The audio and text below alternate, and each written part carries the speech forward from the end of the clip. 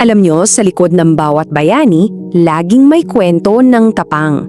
Pero minsan, may kasama ring hiwaga. At ngayon, bubuksan natin ang kwento sa likod ng lihim na agimat na nag-ingat daw sa isa sa mga huling general ng ating revolusyon, si Macario Sakay. Si General Macario Sakay. Yung pangalan pa lang, nagbibigay takot na sa mga Amerikano noon. Sa kanyang trademark na mahabang buhok at matikas na tindig, naging simbolo siya ng huling pagtindig para sa kalayaan. Pero, hindi lang pala tapang ang sandata niya. Marami kasi ang nagtataka. Paano kaya niya nalagpasan ang napakaraming madugong laban?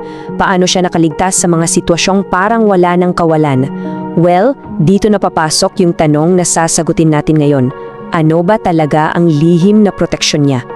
Ang sagot daw ay isang agimat, ang tinatawag na medalyong tansong walang mata. Ito raw yung nagligtas sa kanya sa hindi mabilang na mga sagupaan. Pero ang nakakaintriga, ang tunay na kapangyarihan nito ay wala sa itsura, kundi sa kung anong wala rito. Pansinin nyo ha, yung pagiging blanko ng medalyon, yung kawalan ng mukha o mata, hindi yan pagkakamali. Sadya yan at napakalalim ng kahulugan. Bakit nga ba walang mata ang isang bagay na dapat ay nagbibigay ng proteksyon at, well, paningin? Kasi kinakatawan nito ang konsepto ng infinito Diyos. Isa itong malalim na paniniwala sa ating katutubong spiritualidad. Siya yung Diyos na umiral bago pa man likhain ang lahat. Hindi mo siya nakikita ng pisikal na mata, pero nakikita niya ang lahat. At dyan mismo nagmumula ang kapangyarihan ng medayon. So dito natin makikita yung pagkakaiba, yung kawalan ng mata sa tanso ay paalala na ang tunay na proteksyon ay hindi galing sa kung anong nakikita mo, kundi sa espiritual na paningin, yung kakayahang makiramdam, yung gut feel na may panganib, kasigising ang diwa mo. Okay, pero paano yung simbolismo na yun naging totoong kapangyarihan sa battlefield?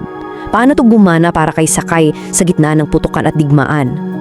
Ayon sa mga alamat, ang medalyon ay nagbibigay ng mga specific na kapangyarihan. Una, yung kibal o yung pagiging hindi tinatablan ng bala. Pangalawa, isang uri ng premonisyon, parang may bumubulong daw kay Sakay na huwag dyan dumaan o may kalaban na paparating. At lahat ng to pinapagana ng mga lihim na orasyon sa Latin at Tagalog. So mahalaga itong tandaan, hindi ito simpleng kwentas o palamuti. Ang medalyon ay halos parte na ng katawan ni Sakay, laging nakatahi sa damit niya o suot sa leeg para masigurado na ang proteksyon nito ay palaging kasama niya 24/7. Pero heto na, dito na nagiging komplikado yung kwento. Kasi kung ganoon siya kalakas at protektado, bakit siya nahuli? Paano natalo ang isang taong sinasabing hindi tinatabla ng bala? At ang sagot? Simple pero masakit. Hindi siya natalo sa tapat na laban. Nadakip si General Sakay dahil sa panliling lang. Pinangakuan siya ng kapayapaan at amnestia ng mga Amerikano, pero isa pala itong patibong para lang siya arestuhin. At dito pumapasok yung isang mahalagang role sa mundo ng mga anting-anting. Sinasabi na ang bisa ng agimat ay nakakabit sa prinsipyo ng may-ari nito kapag ang prinsipyong yun ay nabasag. Sa kaso ni Sakay, sa pamamagitan ng pagtiwala sa isang mapanlinlang na alok, ang kapangyarihan ay nawawala. Ngayon, tingnan natin kung ano ba talaga ang tunay na aral sa likod ng lahat ng ito. Ano ang mas malalim na kahulugan ng medalyong walang mata na importante pa rin hanggang ngayon? Para sa mga tagasunod ni Sakay, napakalinaw ng mensahe. Ang kawalan ng paningin ay hindi tumutukoy sa medalyon. Para sa kanila, ang tunay na pagkabulag ay yung pagtalikod sa sariling lahi para sa pansariling interes. Ang bigat nun, di ba? At sa huli, ang buong alamat na ito, mula sa kapangyarihan hanggang sa trahedya, ay nagiiwan sa atin ng isang napakatibay na aral na hinding-hindi kumukupas.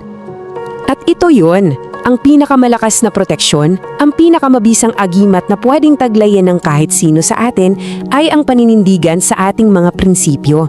Yan ang tunay na kapangyarihan na hindi mananakaw at hinding-hindi masisira ng kahit anong panlinlang. Isipin nyo, pwedeng mawala yung tanso, pwedeng makalimutan yung mga orasyon, pero yung alab ng pag-ibig sa bayan, yung paninindigan para sa tama, yan ang isang kapangyarihan na hindi kailanman kayang burahin ng kahit anong bala o ng kahit anong kataksilan. Kaya iiwan ko sa inyo ang tanong na to. Para sa inyo, ang mga anting-anting tulad ng kay Sakay ang mismong source ng lakas o mga simbolo lang ito na nagpapaalab sa tapang na nasa loob na natin in the first place? Ano sa tingin nyo?